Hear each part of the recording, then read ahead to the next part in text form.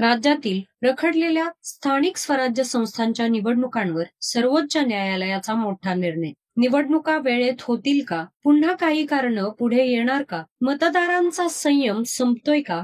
या सगळ्या प्रश्नांची उत्तरं जाणून घेऊयात या व्हिडिओच्या माध्यमातून. महाराष्ट्रातील स्थानिक स्वराज्य संस्थांच्या रखडलेल्या निवडणुकांवर न्यायालयाने राज्य निवडणूक आयोगाला स्पष्ट शब्दात सांगितले की सर्व महानगरपालिका, नगरपालिका, जिल्हा परिषद, पंचायत समित्या आणि नगरपंचायतींसह सर्वच स्थानिक स्वराज्य संस्थांच्या निवडणुका 31 जानेवारी 2026 पूर्वीच पार पडाव्यात. न्यायालयाने यावेळी आयोगावर तीव्र नाराजी व्यक्त केलीये.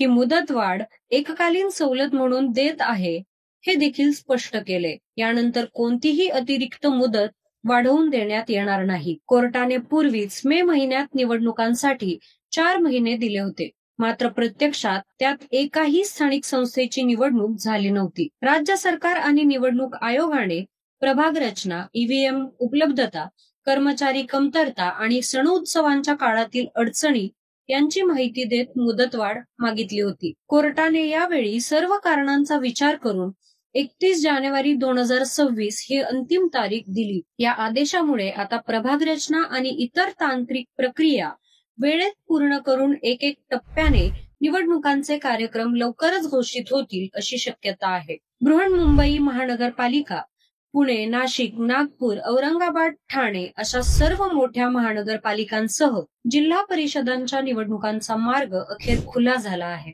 सर्वोच्च न्यायालयाने हेही निक्षून सांगितलंय की नवीन मुदतीनंतर कोणतीही विनंती अथवा अर्ज कोर्टात ऐकून घेतला जाणार नाही. त्यामुळे या वेळेतच सर्व प्रक्रिया पूर्ण करणे राज्य सरकार आणि निवडणूक आयोगावर बंधनकारक राहील. या निर्णयामुळे निदान आता राजकीय पक्षांनीही तयारीला वेग आणलेला पाहायला मिळतोय. महाराष्ट्रातील स्थानिक राजकारणात पुन्हा रंगत येण्याची चिन्ह आहेत. या निवडणुकांचे निकाल राज्याचे आगामी राजकीय समीकरण ठरवण्यात महत्वाची भूमिका बजावतील. त्यामुळे राज्यातील राजकारण पुन्हा एकदा तापणार हे नक्की. अशाच नवनवीन घडामोडी पाहण्यासाठी बघत राहा न्यूज डॉट्स.